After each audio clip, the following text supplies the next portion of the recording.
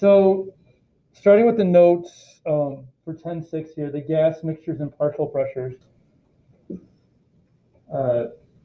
So since gas molecules are so far apart, we can assume they behave independently. Dalton observed the total pressure of a mixture of gases equals the sum of the pressures that each would exert if present alone. So partial pressure is the pressure exerted by a particular component of a gas mixture. So in other words, if you have like think about air. Air we know is made up of like nitrogen, oxygen, carbon dioxide, water vapor, a bunch of different gases, right? So the total air pressure is a combination of all the individual pressures of the individual gases. So, so you would have like the partial pressure is literally like part of the whole. So Dalton's law of partial pressures is that this is P sub T. Your total pressure is equal to the sum of all the individual pressures. You just add them up, pretty simple, right? Each gas obeys the ideal gas equation. Therefore, so this is Pivnert,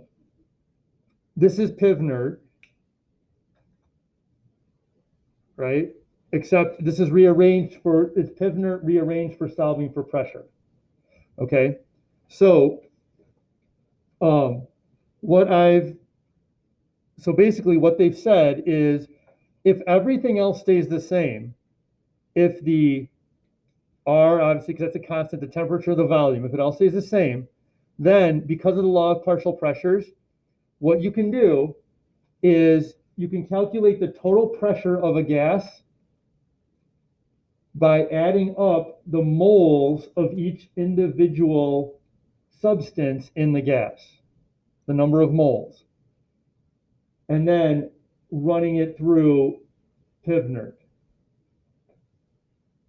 So what this avoids is like you don't have to do Pivnert individually for each gas and then add them all up.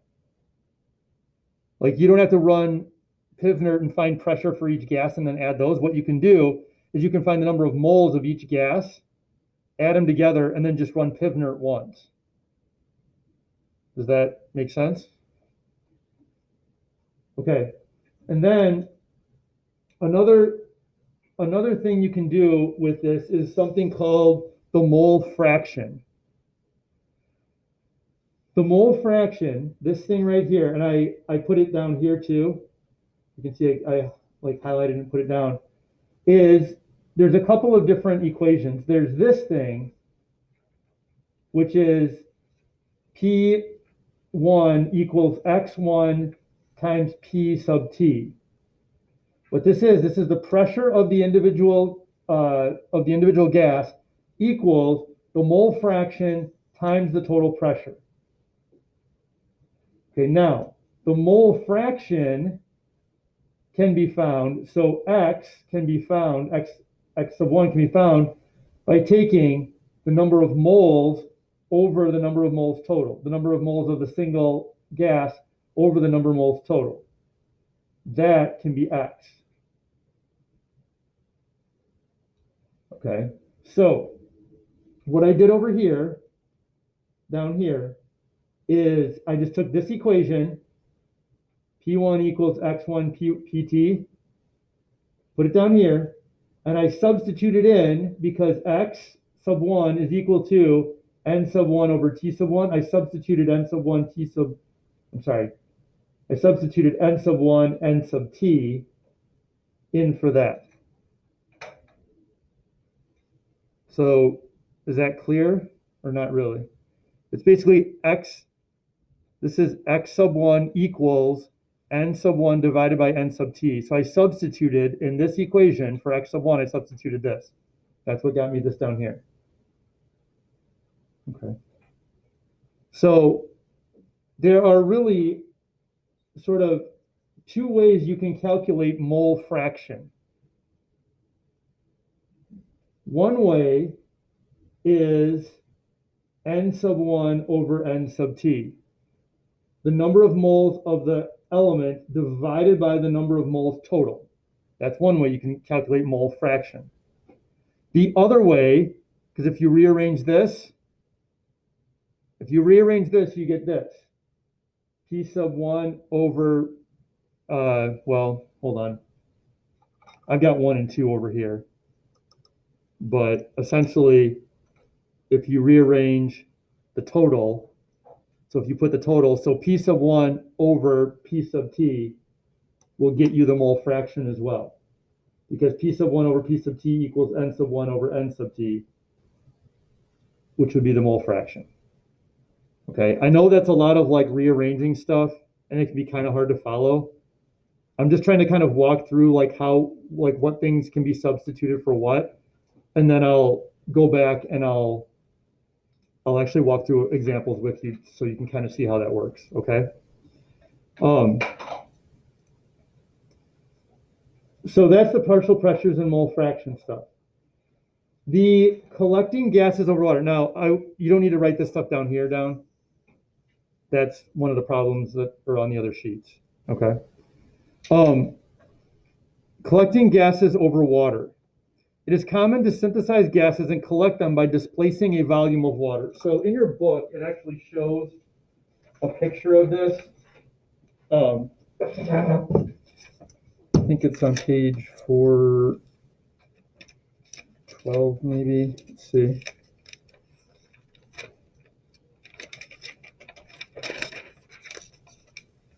Yeah. So like,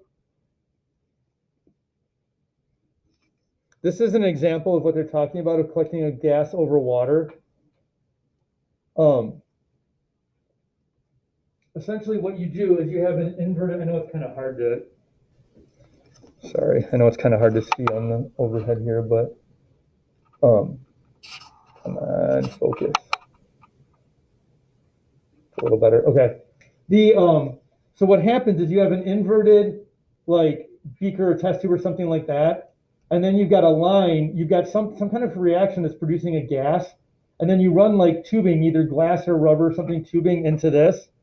And what happens is as gas is produced in here, because it expands, as the gas is produced, to keep the pressure the same, what happens is as it expands, it pushes gas out and down the tube, and then the gas gets pushed down the tube and into this container, whatever container it is that was inverted. Basically, what you had was you filled the entire thing up with water, and then as gas is collected, it gets inverted, and the gas kind of pushes the liquid, the water, out.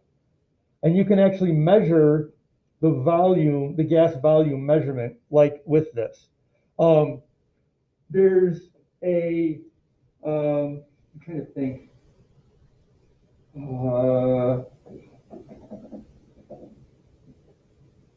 Somewhere I had.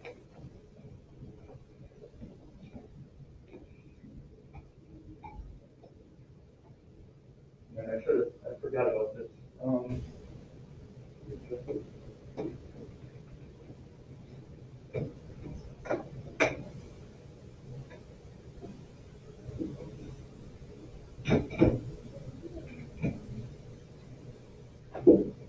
Okay, I don't remember where it is, but there's actually there are actual like glassware that's made for this too, that's designed for glass collection, that is marked from the top down in terms of like milliliters, and you can actually measure from the top down like how many milliliters or whatever it is collected, based on how far down the water goes, or in other words, how much of the gas is collected. So that's gas collection over water. Okay, now again, with this, the simple equation for gas collection over water is the total pressure equals the pressure of the gas plus the pressure of the water. So that's the equation. Now, it's not going to make much sense to you until you actually see the problems, but that's the equation that we use for it. Okay? Questions on like equations or substituting stuff as of right now? All right.